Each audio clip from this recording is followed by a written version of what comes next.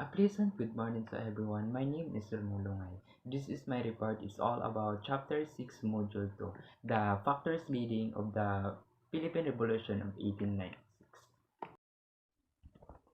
Module 2 Factors leading to the Philippine Revolution of 1896. The failure of the reform movement was already evident as early as 1892 when Rizal was arrested and then banished to Dapitan. The reform movement continued for 4 more years until 1896 when the masses, led by Andres Bonifacio, were forced to take the field against the Spaniards. The Katipunan was founded on a radical platform, namely to secure the independence and freedom of the Philippines by force of arms. The propaganda movement was a peaceful organization aimed to seek reforms from the official in Spain, but the Spanish government did not heed to the clamor of the reformers because the monarchy was saddled with many internal and external problems. As you know, guys, the propaganda movement failed, okay?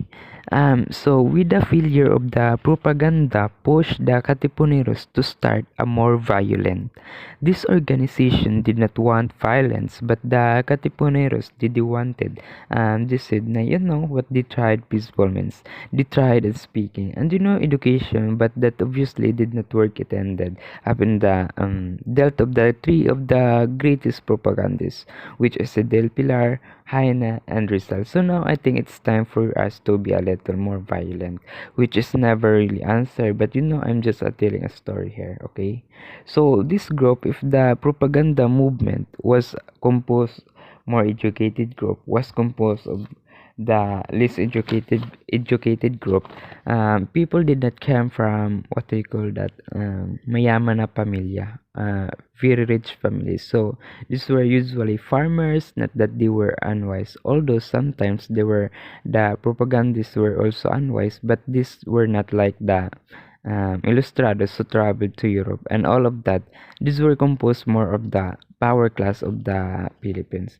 So now, if the propaganda promoted reforms, promoted equality, the Katipunan promoted separation, propaganda was kind of trying to fix the relationship between the Filipinos and Spain. But the Katipuneros were trying to break up the relationship. So, maghiwalay na talaga. So, parang magjowa lang yan.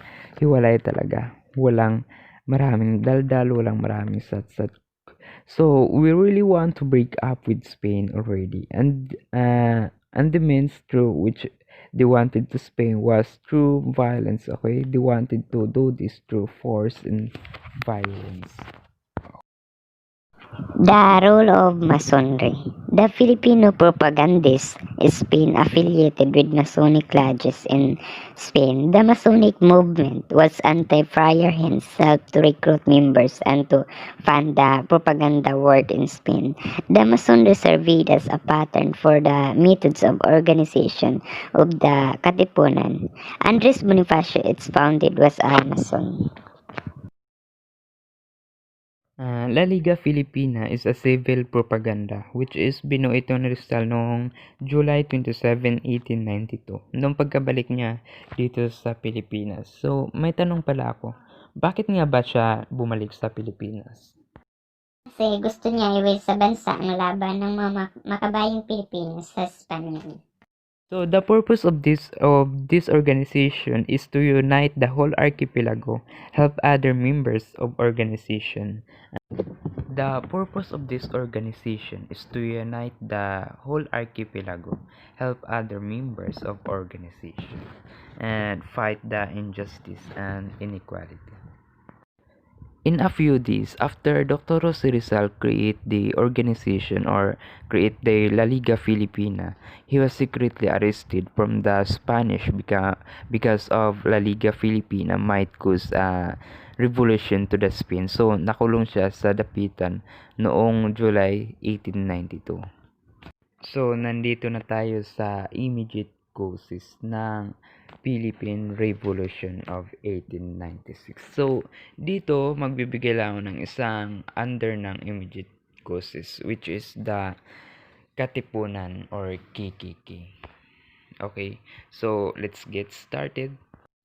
So as you know guys, the Katipunan is the shortcut and the short term is KKK. So now, what is the long term of the Katipunan? So it is actually this: kataas-taasan, kagalang-galangan na katipunan ng mga anak ng bayan.